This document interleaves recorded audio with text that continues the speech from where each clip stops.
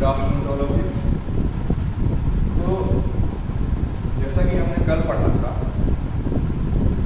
ये chapter number 6 second year, chapter name is transformer winding. Hindi में कहें तो परिणामित्र कुंडलन, मतलब परिणामित्र जो आपका ट्रांसफॉर्मर है उसमें जो प्राइमरी और सेकेंडरी या फिर हम कहें लो वोल्टेज या हाई वोल्टेज जो वाइंडिंग की जाती है वो कितने तरह की जाती है, इसके बारे में कल हमने बेसिक्स फंडामेंटल्स तैयार किए थे कि types of transformer on the basis of core and winding arrangement. तो उसमें मैं बताया था आपको कि दो टाइप्स के होते हैं। पहला होता है कोर टाइप ट्रांसफार्मर, जिसमें आपका कोर की आउटर लिम्स में प्राइमरी और सेकेंडरी वाइंडिंग की जाती है, मतलब कोर को वाइंडिंग घेरे होती है, कोर के चारों ओर, मतलब ऐसा प्रतीत हो रहा होता है कि कोर को वाइंडिंग घेरे है। तो वो था कोर टाइप ट्रांसफार्मर। दूसरा ट्रांसफार्मर था, दूसरे प्रकार का ट्रांसफार्मर आपका शेल टाइप ट्रांसफार्मर। उसमें कोर के अंदर वाले लिम्स पर, कोर के अंदरूनी लिम्स पे लो वोल्टेज वाइंडिंग पहले और उसके ऊपर हाई वोल्टेज वाइंडिंग बाद में की जाती है, और लो वोल्टेज और हाई वोल्टेज वाइंडिंग के बीच में डक्ट्स या लैथराइट पेपर से हम इंसुलेट करते हैं, इंसुलेशन देते हैं। तो वो इसलिए जरूरी था ये जानना कि वाइंडिंग कहां पर की जाती है। तो हमें एक्चुअल में पढ़ना क्या है? Actually we are interested in types of winding. We are interested in types of winding. तो टाइप्स ऑफ वाइंडिंग में एक प्रश्न कभी कभी और आ जाता है इस चैप्टर से कि तृतीयक वाइंडिंग किस प्रकार के ट्रांसफार्मर में की जाती है। तृतीयक कुंडलन, तृतीयक कुंडलन या हम उसको कहें टर्सरी वाइंडिंग,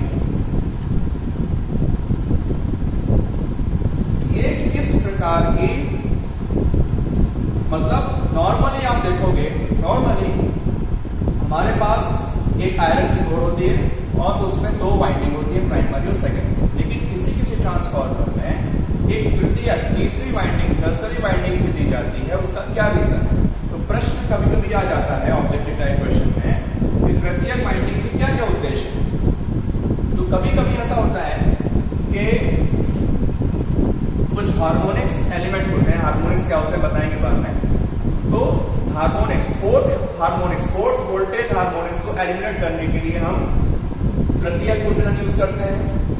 ये तो एक रीजन हो गया कि हिंदी में कहें तो चतुर्थ विभव हार्मोनिक्स को दूर करने के लिए तृतीय कुंडलन का यूज किया जाता है। अभी ये चीज समझ नहीं आएगी, बाद में डिस्कस करेंगे। दूसरा ये टेस्टिंग के लिए, कभी कभी टेस्टिंग ट्रांसफार्मर के लिए हम एज अ टेस्ट, अगर कोई टेस्ट ट्रांसफार्मर में जोड़ना है तो हम टर्सरी वाइंडिंग का यूज कर लेते हैं। तो ऐसे ये कभी कभी हम टर्सरी कुंडलन या तृतीय कुंडलन या टर्सरी वाइंडिंग कहते हैं, उसका यूज कर लेते हैं। लेकिन ये मैंने आपको इसलिए बता दिया क्योंकि ये कभी कभी प्रश्न में पूछ लेते हैं, कई बार ऐसा पूछा गया है कि तृतीय कुंडलन किस प्रकार के ट्रांसफार्मर की जाती है। अब यहां पर मेन टॉपिक पे हम आए तो वाइंडिंग की अवस्थिति या arrangement of windings. Arrangement of windings किस प्रकार होती है ये हमें देखना। तो यहां पर एक सिंपल सिंपलाइजेशन किया गया है, इसको सिंपलाइज किया गया है समझाने बस के लिए, बिल्कुल सिंप्लीफाई करके बताया गया है कि अगर ये आपकी आयरन की कोर है, ये आपकी ट्रांसफार्मर की कोर हो गई, इसको हम हिंदी में ग्रोड बोलते हैं। तो इसके पास वाली जो वाइंडिंग है, ये वाइंडिंग सब ये हिस्सा तो वाइंडिंग दर्शा रहा है, ये हिस्सा, ये वाइंडिंग कहलाएगी निम्न विभव या फिर लो वोल्टेज वाइंडिंग। इसके बाद एक जगह लो वोल्टेज वाइंडिंग के बाद आप देख रहे हो यहाँ पे ये है, इसको हमने क्या बताया है? डक्ट। ये क्या है? डक्ट। जैसे एयर डक्ट्स होते हैं वैसे यहाँ पे भी ये डक्ट है। मतलब लो वोल्टेज वाइंडिंग के बाद बाहरी जो परत है वो किसकी है? वो है आपकी उच्च विभव या हाई वोल्टेज वाइंडिंग की। तो हाई वोल्टेज वाइंडिंग और लो वोल्टेज वाइंडिंग के बीच नितांत आवश्यक है, तो उसके लिए हम डक्ट दे देते हैं। ठीक है, तो ये वास्तविक स्थिति रहती है, मतलब ये एक जनरल आइडिया दिया जा रहा है आपको कि लो वोल्टेज वाइंडिंग और हाई वोल्टेज वाइंडिंग कहां पर होगी। देखिए प्रश्न आता है कि पोल या क्रोड के पास में, क्रोड के नजदीक में कौन सी वाइंडिंग की जाती है, लो वोल्टेज के हाई वोल्टेज। तो आपका आंसर होना चाहिए निम्न विभव वाइंडिंग। लो वोल्टेज वाइंडिंग को अधिकांशतः जितना बस चले उतनी कंडीशन में हम लो वोल्टेज वाइंडिंग को कोर के समीप रखते हैं। कोर, ये आपकी कोर है, इसके समीप हम रखते हैं किसको, लो वोल्टेज वाइंडिंग। इसका कारण क्या है? इसका कारण यह है कि कोर और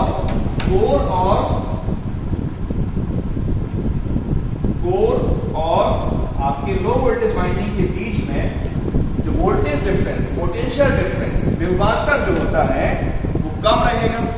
ऑब्वियस चीज है क्योंकि लो वोल्टेज वाइंडिंग है, कम रहेगा। तो इन केस अगर कोई इंटरनल फॉल्ट आता है, अगर कोई वाइंडिंग में कोई फॉल्ट आता है, जैसे कॉपर लॉस या फिर आयरन की कोर में आपके कोर लॉसेस होते हैं, उनके कारण कोई फॉल्ट आता है तो वो फॉल्ट कम से कम। इसलिए हम ध्यान दीजिए, सबसे ये बहुत इंपॉर्टेंट पॉइंट है यहाँ पे, लो वोल्टेज वाइंडिंग को हम कहां पे, किसके पास रखते हैं, कोर के पास,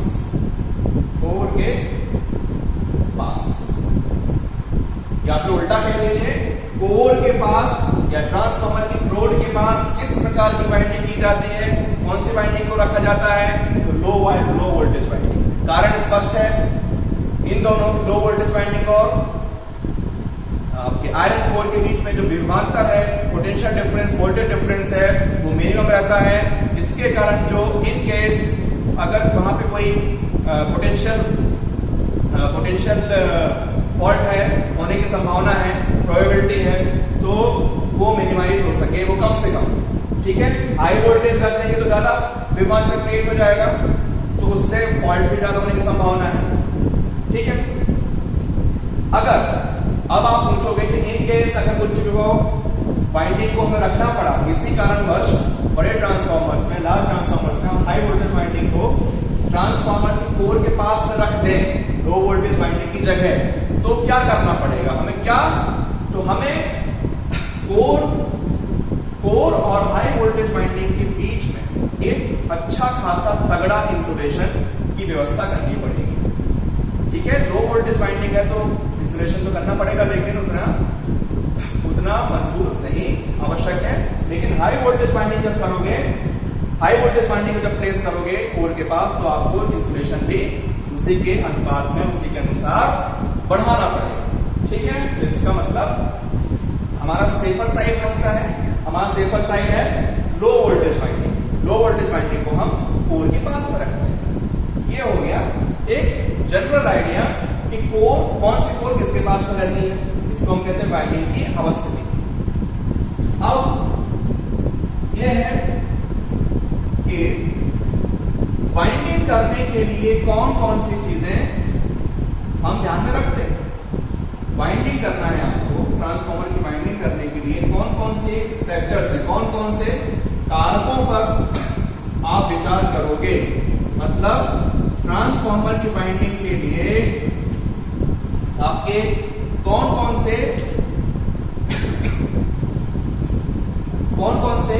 फैक्टर्स हैं जिनको हम अंडर कंसिडरेशन लेंगे। तो देखिए, मतलब वाइंडिंग करने हेतु निम्नलिखित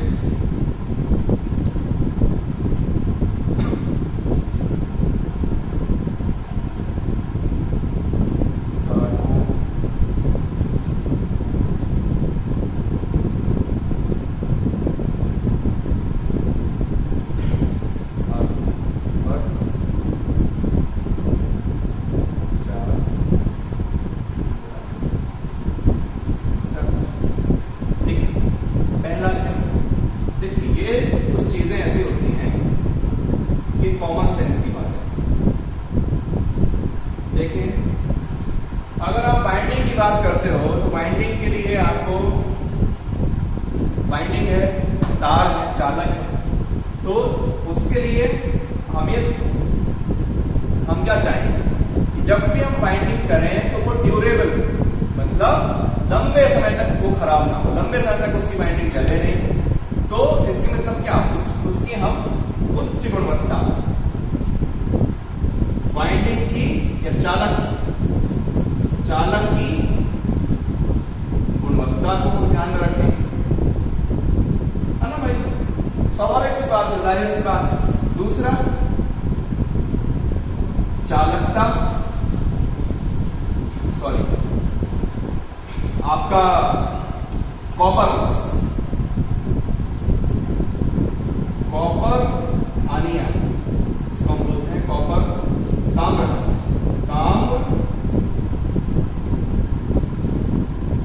आनिया कम से कम, ठीक है। लीकेज, रिएक्टेंस कम से कम हो, ठीक है। लीकेज फ्लक्स कम हो,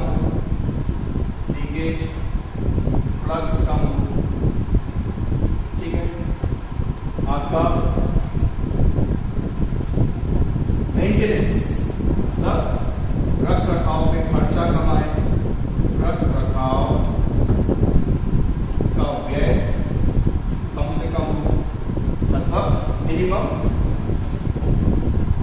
या ऑप्टिमम मेंटेनेंस कहते हैं, ऑप्टिमम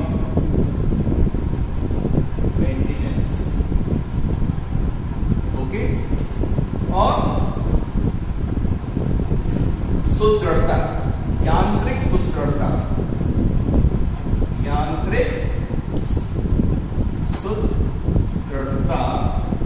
जिसको हम कहें इंग्लिश में तो मैकेनिकल स्ट्रेंथ भी ज्यादा, मैकेनिकल स्ट्रेंथ कैसी हो, ज्यादा हो, ताकि बाहरी वातावरण के प्रभाव से वो जल्दी रप्चर ना हो पाएंगे, है ना।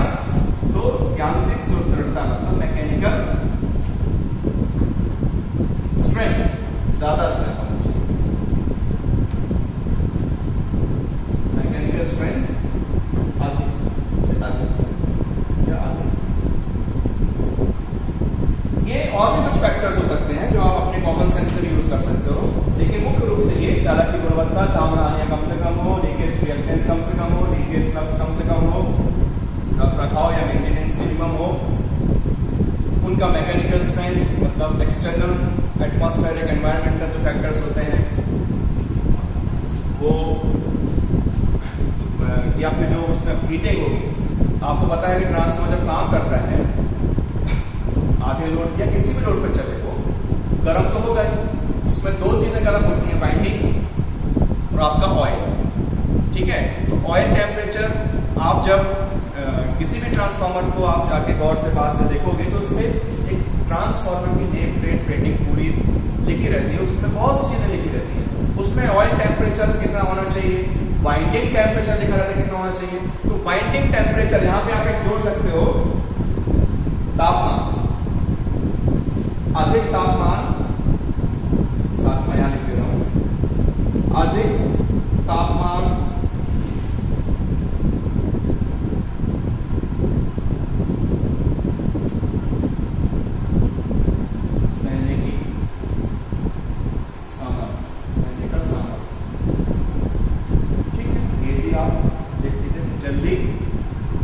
गर्म होके वो खराब, मतलब हीट होके वाइंडिंग जलना है, जल्दी हीटअप होके वाइंडिंग जलना है। तो ये सब कुछ कारक हैं जो हमें ट्रांसफार्मर की वाइंडिंग, और देखिए किसी भी वाइंडिंग आप चाहे डीसी मशीन की वाइंडिंग की आप बात करोगे, वाइंडिंग जब भी किसी भी मशीन में करनी होगी, चाहे वो स्टैटिक हो, एसी हो, डीसी हो, रोटेटिंग हो, उसमें एक में से कुछ तो फैक्टर्स कॉमन है ही, सीधी सी बात है। ये कोई रॉकेट साइंस वाली बात नहीं है कि उसमें आप अलग से अब रखो कि भाई क्या क्या याद करना है इसमें से, कॉमन सेंस की बात है कि भाई ये चीजें हमें, भाई लीकेज रिएक्टेंस और लीकेज फ्लक्स, देखिए जब कभी भी चालक किसी कुंडली का रूप लेगा और उसमें से विद्युत धारा प्रवाहित होगी, जब कभी भी, आई रिपीट, जब कभी भी कोई किसी भी चालक को आप कुंडलन का रूप दोगे, उसको आप वाइंडिंग, उस उसको आप बाउंड करोगे, उसको आप कॉइल का रूप दोगे, तो उसमें जब भी करंट फ्लो होगा तो उसमें दो चीजें तो आनी है। चुंबकीय फ्लक्स उत्पन्न होगा, चुंबकीय फ्लक्स मैग्नेटिक फ्लक्स उत्पन्न होगा, तो जाहिर सी बात है उसमें लीकेज फ्लक्स भी होगा। लीकेज फ्लक्स और रिएक्टेंस पता ही है, कुंडली की अपने कुंडली, जिसको कुंडली में जो गुण आता है, कुंडली में धारा के मार्ग को एकदम से परिवर्तित होने से रोकने का जो गुण है, जिसको हम प्रेरकत्व बोलते हैं, इंडक्टेंस बोलते हैं। और इंडक्टेंस की जो ओमिक वैल्यू है, उसका इंडक्टेंस का ओमिक मान है, उसको हम रिएक्टेंस बोलते हैं। तो रिएक्टेंस भी, जिसको हम लीकेज रिएक्टेंस ना हो, तो लीकेज फ्लक्स ना हो, ये दोनों चीजें एसोसिएटेड हैं कुंडलन से। जहां जहां कुंडली है वहां दो चीजें कम से कम होनी चाहिए। लीकेज, लीक मतलब क्या होता है, यहां वहां जहां जाना चाहिए वहां ना जाके कहीं, जैसे पानी लीक हो रहा है, बाल्टी लीक, जिसको हम बोलते हैं चूना, है ना, तो ये लीक ना, लीकेज फ्लक्स, लीकेज रिएक्टेंस। बाकी चीजें काम, कॉपर बाइंडिंग करते हैं, कॉपर लॉस होंगे ऑब्वियसली, कम से कम होने चाहिए, ठीक है। ये कुछ कॉमन सेंस की बातें थी। अब हम बढ़ते हैं सबसे ज्यादा